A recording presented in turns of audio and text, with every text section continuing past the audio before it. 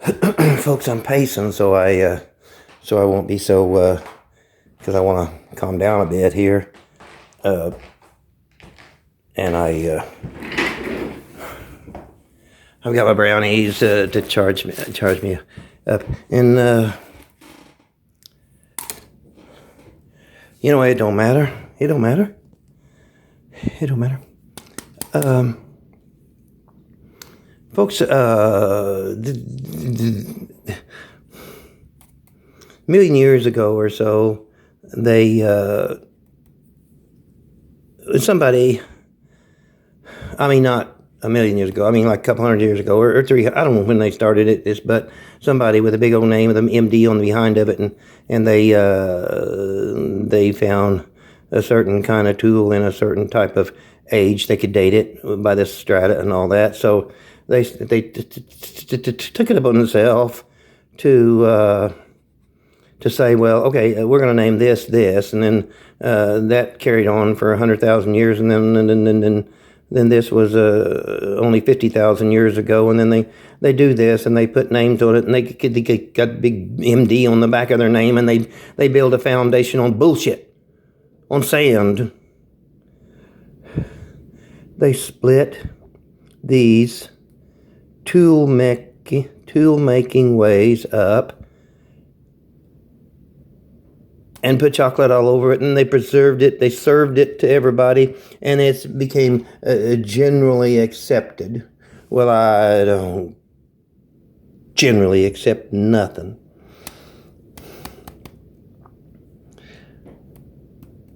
What I'm saying is, this division of types of ways to make stone tools is, well, it's bullshit. Okay, let's start with here's one. I can say that word, Oldowan. Okay, it's cleavers. You see that. It's true. I mean, well, here's cleavers. Here's a cleaver. Bam, bam, bam, cleaver. Human face in it. Believe it or don't believe it, I don't care. All I'm saying is that this is a cleaver. Here's another cleaver. From a core, there's the cleaver part. Bam, bam, bam. So am I supposed to say, oh, well, no, these are Oldowan tools, so they must be 3 million years old? Bullshit. Okay, here's another one. A stone has been split where this part of it was made into a cleaver. Okay. Well,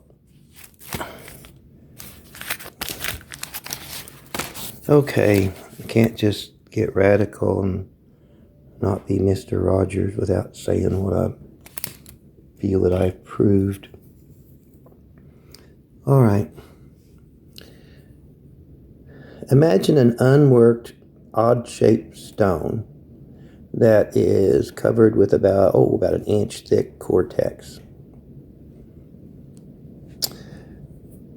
And I have seen this proof, so I know what I'm talking about.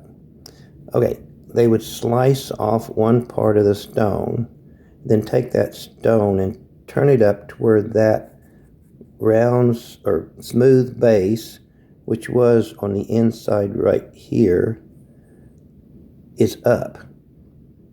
It's set up that way to split it. So they start slicing this guy up, and the outer part of some of these tools will have a cortex on them. Now these pieces are all used. They're all used. And what upsets me a lot is folks saying that they're using they're showing you the Levallois method or whatever, and they take a stone and they whack a whole bunch of pieces off from it to end up with some long skinny blades and a sharp hand axe shape. Okay, well, it can be done that way, but I've got too much proof that this is the way it was done. for thousands of years. Maybe, not in the Oldowan days. I mean, they probably didn't know all this process, but it took time to learn, generations of practice and everything. But this has been around for a long, long time. I mean, unless I can get into some museums and look at some stones, and I won't be able to say it was there 500,000 years ago. But for at least 100,000 years or more, this is the way the uniface tool method was made. Okay, they slice off some of the cortex, and they will use that for a tool or something. And they'll continue doing this. This is a pretty good sized stone. On a smaller stone, they still use the same method, but they might only get one type of tool right out of the middle. Anyway, they will take slices of this. Now, let's imagine the center where the hardest part of the stone is most likely to be. They'll take a slice out of that, and then imagine it on a flat bottom. This flat bottom is this base. And on so many, I can see that the first two strikes on this platter are down here. Every time. They cut off these two edges. And I can show evidence of the tools here that was created from doing this. And I'm also going to show you here in a bit how the heartstone came about. Okay, they take these slices, and they might break others, different slices, whatever they need. So they use this whole platter and get several tools out of it.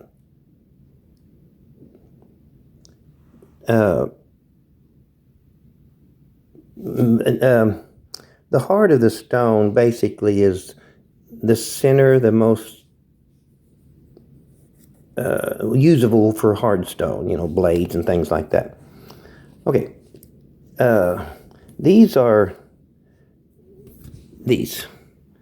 right over here are ones that have pieces of cortex still attached to them.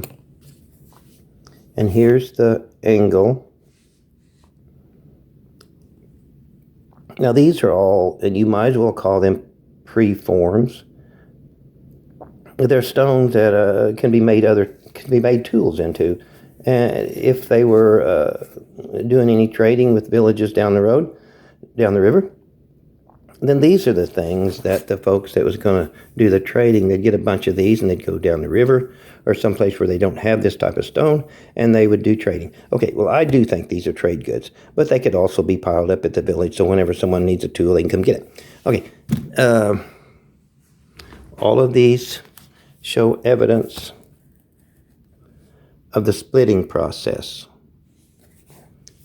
And these are good pieces of trade materials.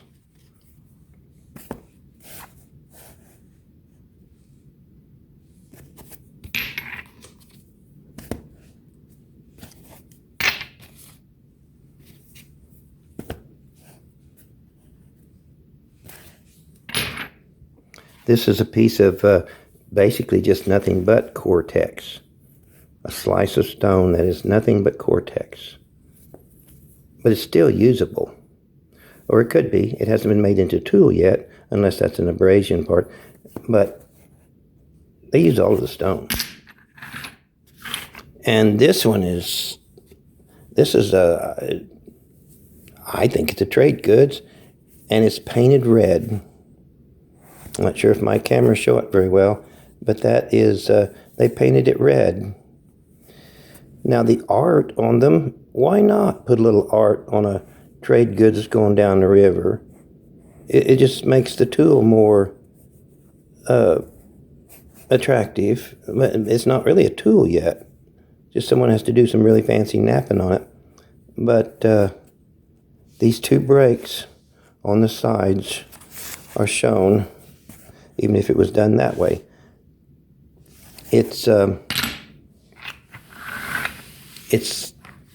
That's what was done. Now, the very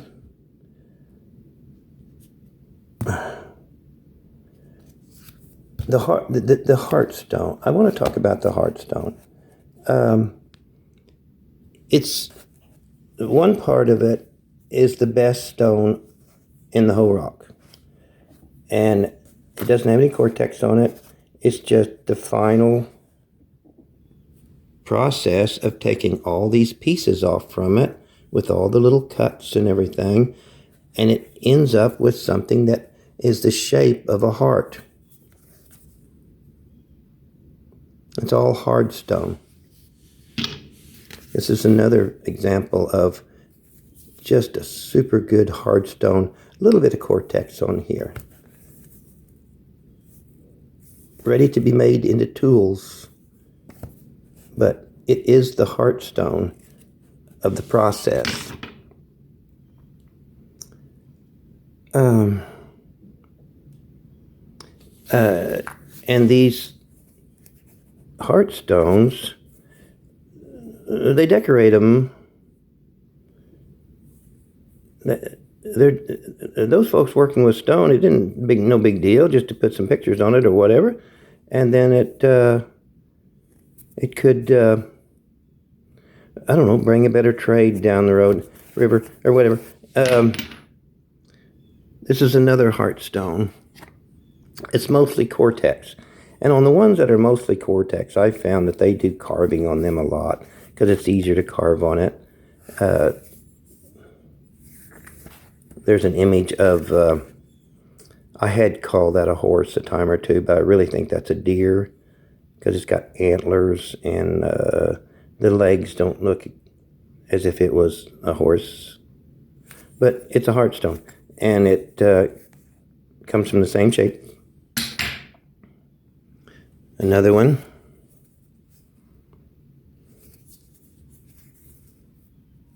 And they're ready to make tools into them. This could have been a little scraper already. This is a cute little heart stone that has a fossil right there. Heartstone. Heartstone.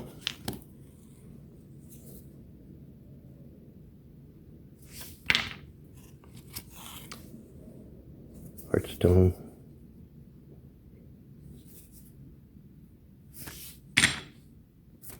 Another really good center cut heartstone with some cortex. And they don't have to be big rocks. Little stones are split up the same way. This is a heartstone from a little pebble type thing. This is a heartstone in just cortex.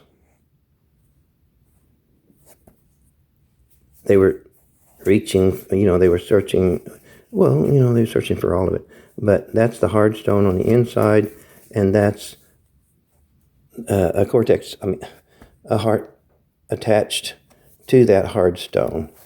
And this heart stone is an owl.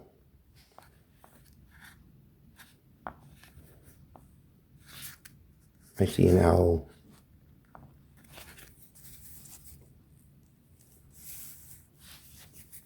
Somewhere. Anyway, and on the back of this owl is a heartstone. So it's possible this could also be a turtle.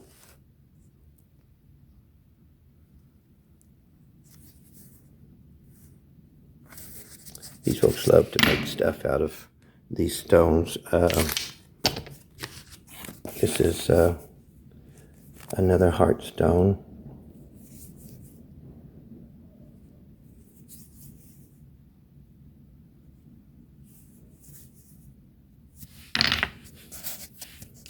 This is a... oh, that was something else. That was a different idea.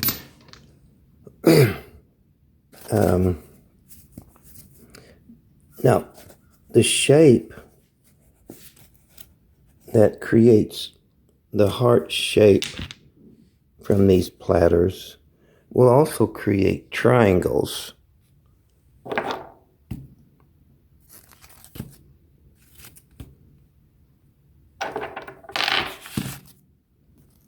And these triangles can be made into tools.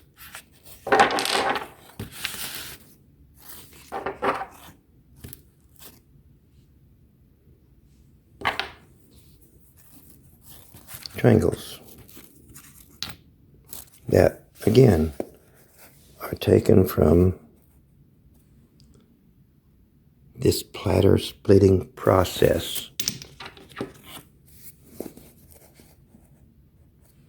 on both large and small stones. And this is a triangle that has been made into a tool. It's got cutting edges. It could be a drill. It could be a little abrasion tool here. And it most likely has some sort of image in it because they like to do that. But that is not quite a heart shape, but sort of more of a triangle shape. Here's a triangle shape, heart shape type thing, tool, that it ended up with this critter on top of it.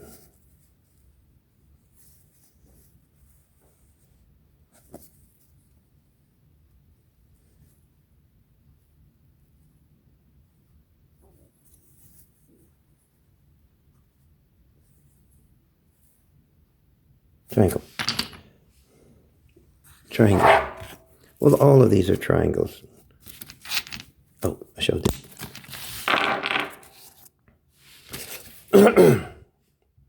Now,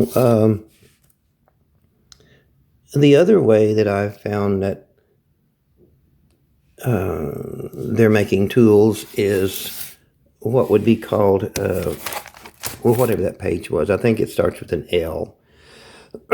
That's when they get the stone ready and they knock these little peaks like this right here and end up with long skinny blades that'll be built like a triangle.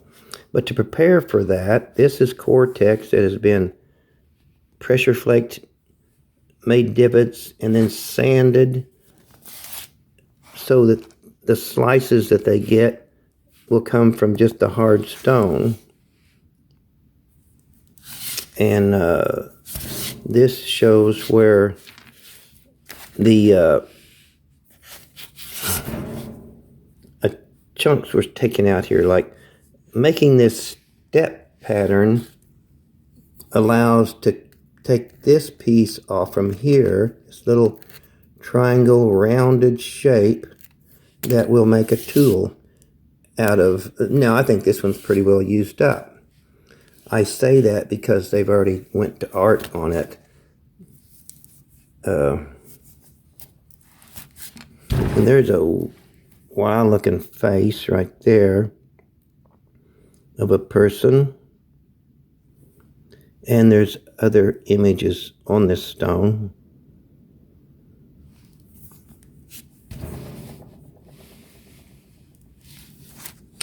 But that is one method that it's not so much splitting the splatters up as it is. Let me get this big guy over here. It's using what would be called a core. There's pieces sliced off the hard part of this, and from here and here, and there's several places here that you can see where tools have been taken from this core, and it ends up kind of a peak up here, but the slicing is done from this way. And for this method of making tools, the folks ended up with slivers of stone, real thin, that they could work with. And that's a comfortably held little knife. There's that circular shape that was taken from a stone, and then it's made into blades, scrapers, knives, and images, of course. And here's some tiny little flakes. Not tiny, I got some smaller, but these are, it's like the little sharp crescent edge of tool, and there's a graver on the end of it.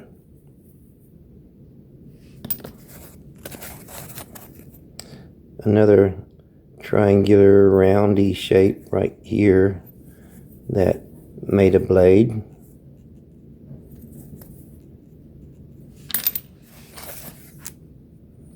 This is another slice, a long slice that ended up with that knife and could be hafted.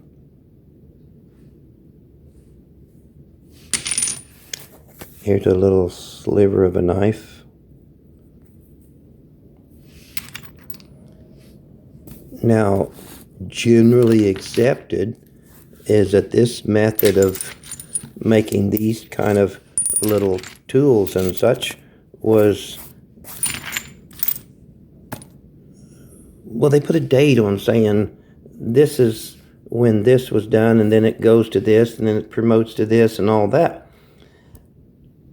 But what I get worked up about here, folks, is that all of these methods, all of these, the heart shapes, the triangles, the little slivers of stone from cores, the platter splitting, all of this is happening. Even cleavers, it's all happening on one stone. I mean, that's how they work the stone up. And I guess what I'm asking for here is a paradigm shift. Get away from this this generally accepted bullshit and realize that. Well, here's another example. Right here. All of these have a flat spot on top of them. So they had to come from a stone that was prepared to give that flat spot. You know, they had to take a slice off and then start slicing the guy up. Now, these are all tools. That shows the, I guess it's that Levallois method or whatever, but anyway, they all can be found from that little flat spot. And this is a little knife held comfortably as a knife.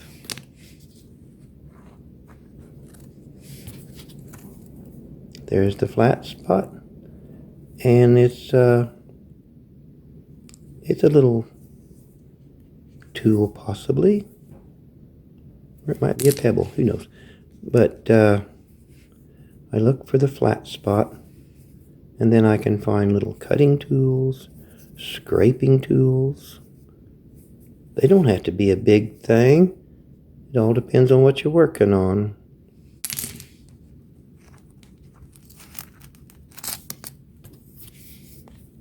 There's the flat spot, and there's the tool purpose, a graver. I mean, you hold it like a pencil.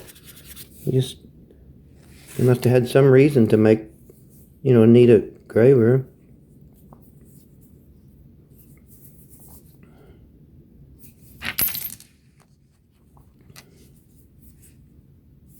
This is a heart-shaped stone that was made into a cutting crescent. Cutting crescent.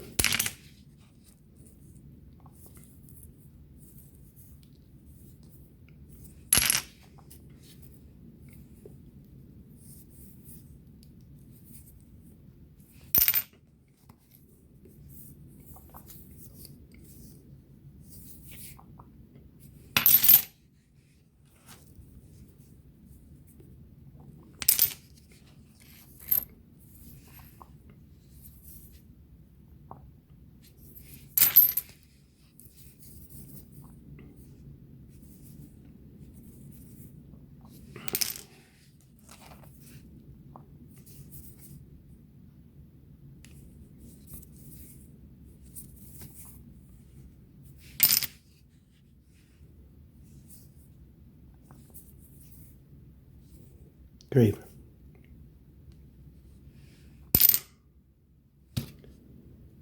Folks, I started out with a short fuse today.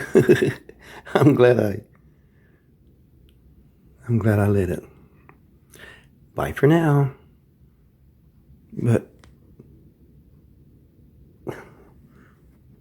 anyway, bye for now.